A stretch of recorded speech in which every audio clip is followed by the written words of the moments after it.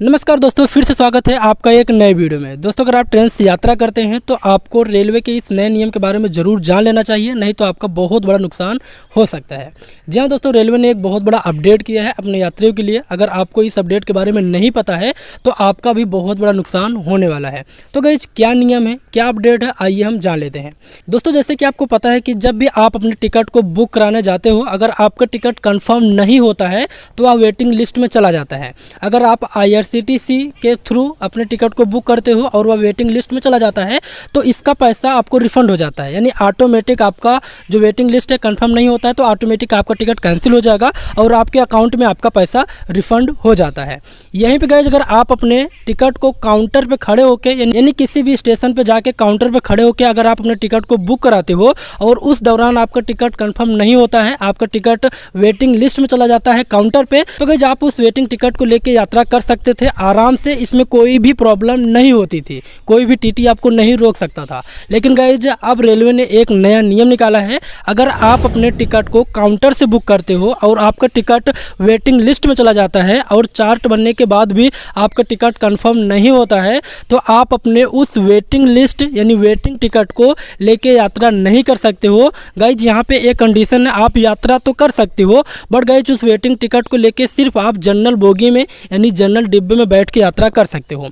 अगर आपने AC का कराया होगा या फिर स्लीपर का कराया होगा और वह वेटिंग लिस्ट में चला गया है, भले से आपने काउंटर पे खड़े हो के क्यों ना कराया हो, अगर वह वेटिंग लिस्ट में चला जाता है तो गाइज आप ना ही स्लीपर में बैठ सकते हो ना ही AC कोच में बैठ सकते हो। आप किस में, सिर्फ आपका अगर वेटिंग लिस्ट AC का होगा या फिर स्लीपर का होगा तब भी आपको जनरल डिब्बे में बैठ के ही यात्रा करना पड़ेगा। ये रेलवे का नया नियम है। अगर आप ज़बरदस्ती मतलब स्लीपर कोच में घुस जाते हो, बैठ जाते हो तो गाइज यहाँ पे आपको बहुत बड़ा पेनाल्टी देना होगा। यानी यहाँ पे क्या होगा कि आपने जिस स्टेशन से उस गाड़ी पे बैठे हो, मतलब जिस स्टेशन पे जाके आपने उस गाड़ी को पकड़ा है और अपने किसी भी स्लीपर कोच में या फिर AC कोच में आप बैठते हो, फिर बीच में कहीं पर आपको TT पकड़ लेता है तो गाइज यहाँ पे क्या होगा कि आपने जहाँ से मतलब जहाँ से जिस स्टेशन से आप बैठे हो उस स्टेशन से लेके अगले स्टेशन तक जहाँ पे आपको पकड़ा गया है, जिस स्टेशन पे आपको पकड़ा गया है, अगर आपको कहीं बीच में पकड़ लिया जाता है जो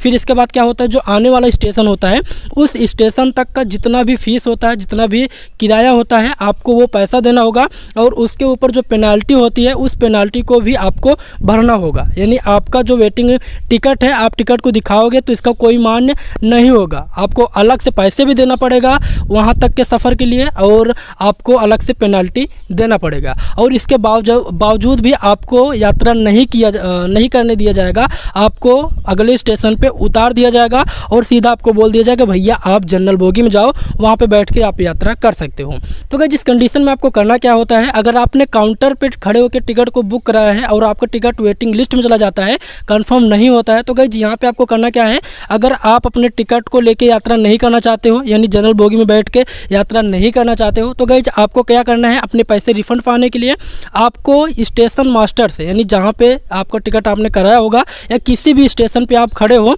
आपको उस स्टेशन पे जाना है, स्टेशन मास्टर से मिलना है और अपना PNR अपना टिकट उनको दिखाना है। टिकट दिखाने के बाद आपको पैसा वहाँ से रिफंड हो जाएगा, वो आपको पैसा दे देंगे, आपका टिकट कैंसिल कर देंगे। तो गाइस इस तरह से आप अपने टिकट को कैंसिल करके आराम से यात्रा कर सकते हो। लेकिन गाइस अगर आपका टिकट RAC चला जाता है, यानी RAC होता है गाइस, यहाँ पे पता होगा कि अगर आपका टिकट RAC है तो आप आराम से बैठ के चले जाते हो, लेकिन RAC भी कंफर्म होता है, यानी आपका टिकट जो RAC है, RAC में बताया जाता है कि ये सीट नंबर पे आप बैठ सकते हो। लेकिन कई बार ऐसा होता है कि RAC सिर्फ हमारा टिकट बन जाता है, वो भी मतलब वेटिंग लिस्ट में ही रहता है। तब गाइज आप RAC को भी लेके किसी भी स्लीपर कोच में या फिर AC कोच में नहीं बैठ सकते हो, जबकि वहाँ पे कोई भी सीट नंबर नहीं दिया जाता है। अगर RAC है और उसका सीट नंबर पता है तो आप आराम से बैठ सकते हो। अगर आपका RAC है, सीट नंबर नहीं है, तो गाइज आप किसी भी जनरल बोगी